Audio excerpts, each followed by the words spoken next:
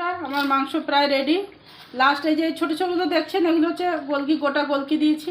আমার বরের এটা সবথেকে ফেভারিট ডিশ, যে মাটন কষা আর তার মধ্যে উইথ গোলকি। লাস্টে গরম মশলা দিলে অত পছন্দ করে না, গোলকি। এখানে গোলকি দিয়ে দিয়েছি। দেখুন আমার মাংস প্রায় রেডি। এবার সার্ভ করবো কীভাবে দেখাচ্ছি।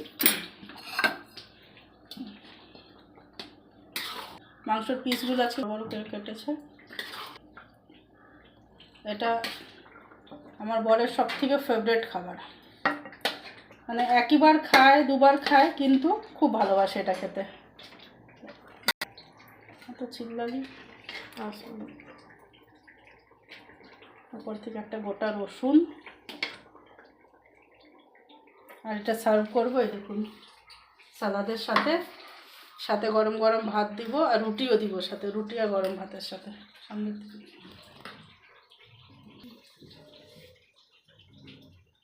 हम तो पहले बोलते रिकॉर्डिंग कर लिए, उसके बाद अपना वॉइस डालिए।